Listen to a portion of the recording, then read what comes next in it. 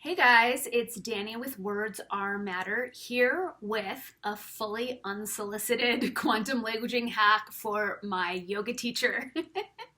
My yoga teacher is in the habit of saying a variation of what I'm paraphrasing now, which is you don't want to be worrying about how high your leg is. What you want to be worrying about is how steady your breath is. Or he'll say, you don't want to worry about how high your ass is jammed into the sky. You want to be worrying about how calm your mind is, right? So I think you can probably guess where I'm going. And I want to be clear, obviously this is an unconscious languaging pattern. I don't think that my yoga teacher is intentionally encouraging his students to worry. That being said, every time he says it, or a version of it, which is pretty much every class, he is absolutely programming the class with the energetic frequencies of worry. So what he really means to say is, instead of worrying about how high your leg is, you want to be focusing on the steadiness of your breath, or you want to be cultivating a slow, calm, steady breath pattern, right? But it's a shorthand, right? It's like a lazy, reductive shortcut to make his point. You don't want to be worrying about this, you want to be worrying about this. The thing is, we don't actually ever want to be worrying about anything, even if it seems super relevant. Worrying is praying for what we don't want. If we go to the etymology of worry, the actual etymology of worry comes from Middle English for choke. So it's so funny when I hear my yoga teacher say, you don't want to be worrying about how high your leg is, you want to be worrying about your breath. And it's like, yes, of course, he's not intentionally inviting us to choke, but the last thing we want to be doing in a yoga class is worrying, A, about anything, B, about our breath specifically.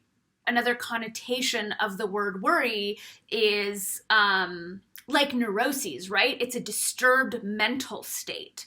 So we don't want to promote a disturbed mental state about anything. There's where we direct our focus, and it's better stated with those exact words. Let's direct our focus on X instead of worrying about X. So it's super simple.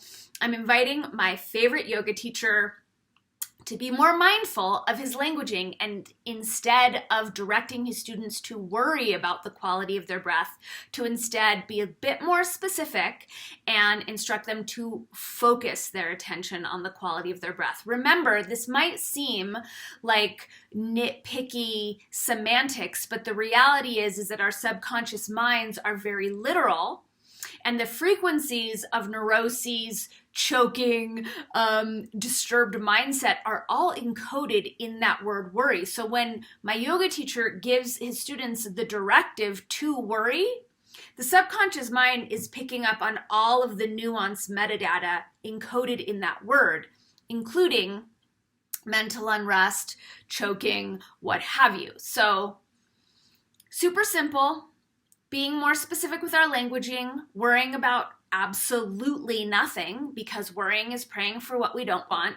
Worrying is creating an imbalanced, distorted mental state, which regardless of what we're facing, right? If there's a saber-toothed tiger about to rip my head off, I don't want to be worrying about it. I want to take smart, positive, intelligent action, but I don't want to go mind-fucking myself around it. So thanks for paying attention. Thanks for remembering that every word matters, that you are omniscopic amazingness. There's never any reason to worry. Have a rockin' day. Mwah.